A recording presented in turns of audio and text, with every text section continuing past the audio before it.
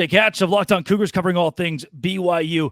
Jake, I'll be at the game this week. You'll be at the game this week. BYU, Utah. What makes this rivalry, I'll leave it general off the top, so special?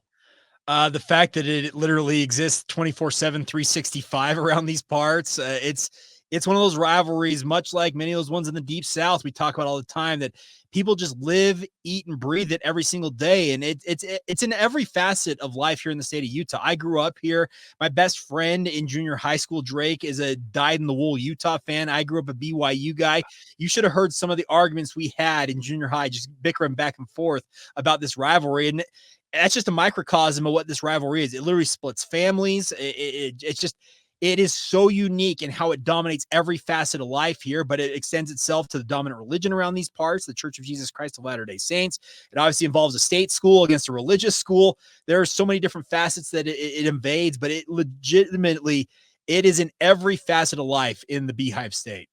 Church of Jesus Christ of Latter-day Saints, or on second reference, LDS, which could be appropriate here.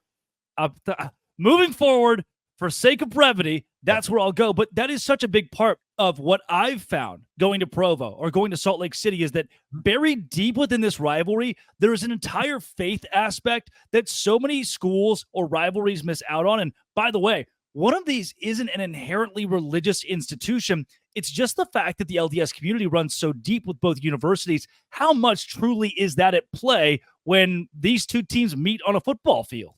It's a play because you have guys who have served missions for the church on both of these squads. A lot of them grew up together playing in the same youth leagues, and they just know each other so well if they're from in-state. And the out-of-state guys come in and they feel it. The fans are talking to them constantly, whether you're a BYU or Utah player, talking about the opposing team and how much you, quote-unquote, hate the other team and you need to go beat them for us. Yeah. These conversations happen all the time, Drake. And the thing about it is Brigham Young, who obviously BYU bears his name as their institution's founding member. Guess what? He also founded the University of Utah. So this has existed forever. If you really want to look back at the history of BYU and Utah, the rivalry, the very first time these two schools got together for an athletic endeavor, Drake, it was a baseball game. And in true BYU Utah fashion, it ended in a good old-fashioned brawl. So that should tell you everything that you need to know. And that's back in the 1880s, I believe, when that happened. That's awesome. Would you argue that Brigham Young's favorite university of the two is BYU?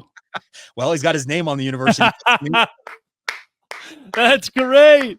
I love the in-state aspect of the players, Jake, because you look at both of these rosters, there are so many Utah guys, and I want to emphasize that is rare anywhere you go in this country. Typically, you look at a roster and it's like, all right, half the team is Texas, California, or Florida, no matter where you are. But there's so much Utah representation of these two teams, and they win football games outside of the state of Utah, but now get to come home and play each other. Talk to me about the state aspect that plays in.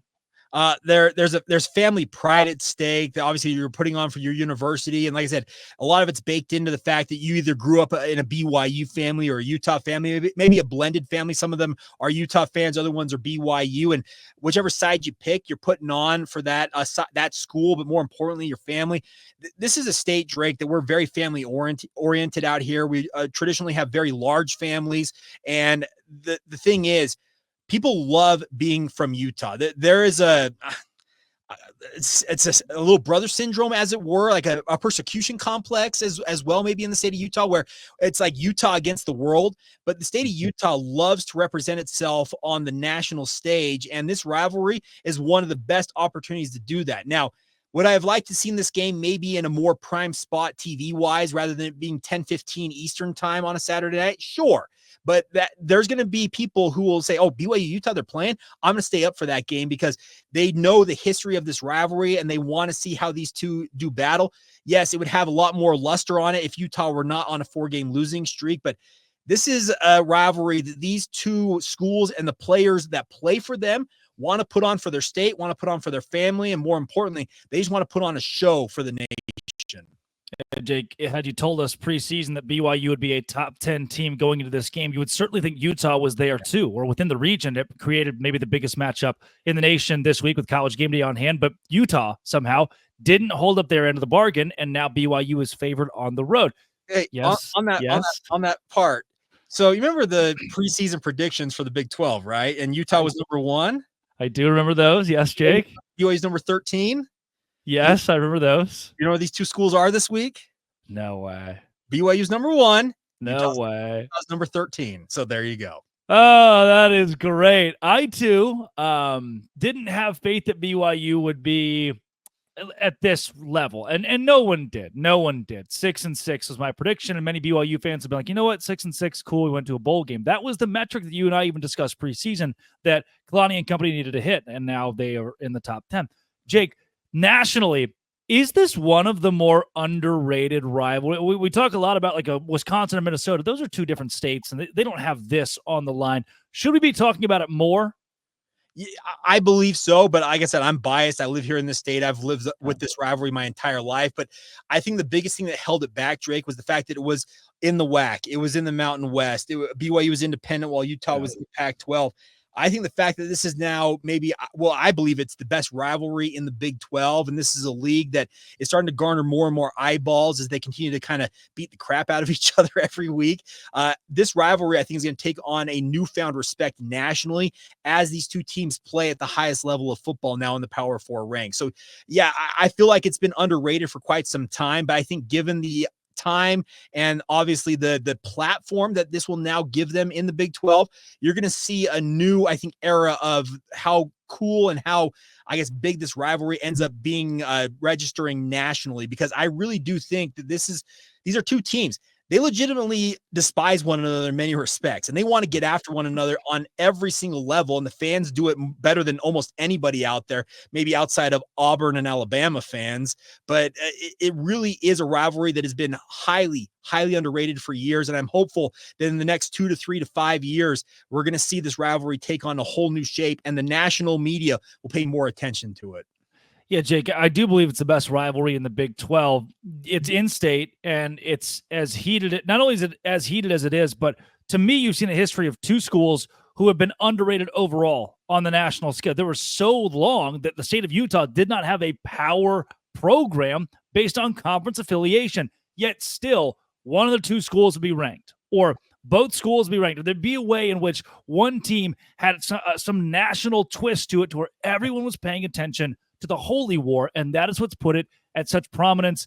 And maybe it's the fact that both were so overlooked that they hated each other to climb the ladder of finally being seen nationally. And Utah got there first into the Pac-12, then BYU got to the Big 12, and now BYU's top 10. Utah's unranked, and we get all of that glory on Saturday.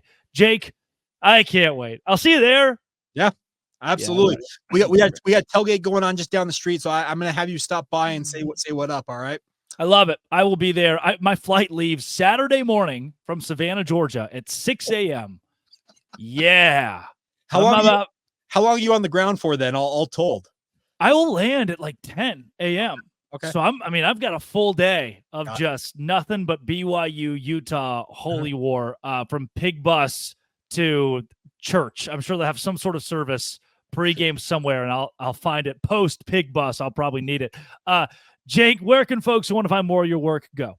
Locked On Cougars, wherever you get your podcast, just like Locked On Big 12, also available on YouTube. Subscribe, as Drake said, because, we like these jobs. We like to keep them long-term, so help us out. Just a humble plea on that side of things. Now, the other thing I wanted to mention is you can find my thoughts on all things social media at Jacob C. Hatch on X, and also the show is on social media, Facebook, Instagram, and Twitter at Locked On Cougars. Jake Hatch, thanks so much for joining the show. Oh, we're back. A little blackout there for fun. This has been, it always will be. We'll be talking all week long, including tomorrow on the Big 12 squad about BYU and Utah. Again, this has been, it always will be, a crossover edition of Locked On Cougars and Locked On. Thanks for making it your first listen every single day. Dose Grande.